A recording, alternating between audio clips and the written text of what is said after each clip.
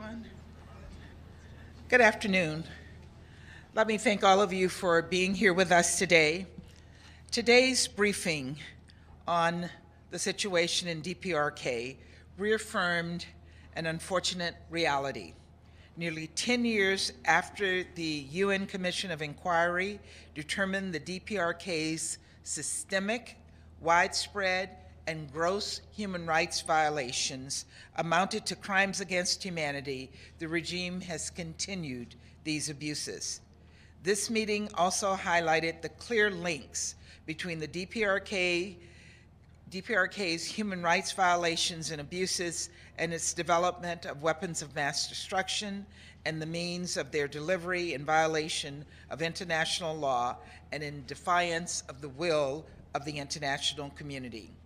The DPRK remains one of the most repressive governments in the world. It continues to systematically neglect the well-being of its people and deny them their human rights and fundamental freedoms. This week, the DPRK launched yet another ICBM, continuing its unprecedented pace of launches since the start of 2022.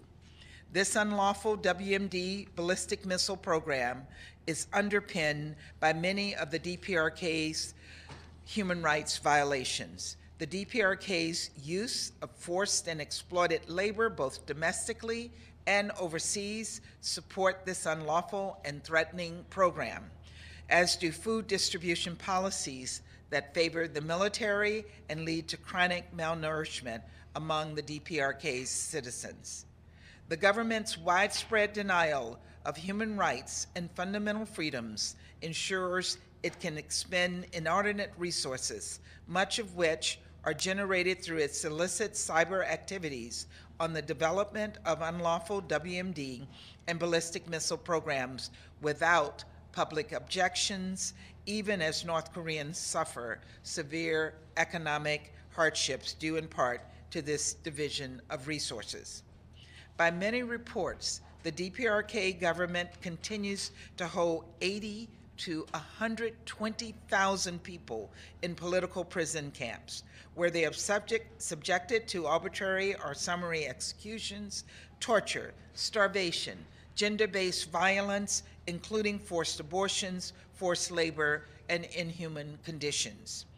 Those not in political prison camps are also refused their rights to include the freedoms of expression and religion or belief. The DPRK also reportedly seeks to repress the enjoyment of rights outside its territory through acts of transnational repression, including assassinations, surveillance, intimidation, abductions, and forced repatriations, sometimes with assistance from other governments, and sometimes without those governments' consent, which shows the DPRK's lack of respect of state sovereignty.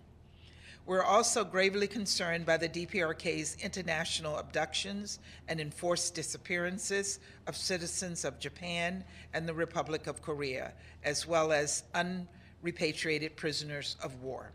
We strongly urge the DPRK to resolve all outstanding issues with those detainees, abductees, and disappeared, and immediately return them to their homes. These abuses are well documented, are directly linked to the North Korean government's unlawful WMD and ballistic missile program, and clearly undermines international peace and security. The modern world has no place for such brutality. This is why it was so important for us to co-host and co-sponsor today's ARIA. Last month, 62 co-sponsors, double what we had in the year prior, signed a letter requesting the Security Council remain seized with the human rights situation in the DPRK.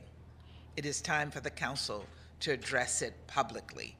We urge all Security Council members to support an open briefing in the coming months where we can discuss the DPRK's human rights violations and abuses and their implications for peace and security. Thank you very much.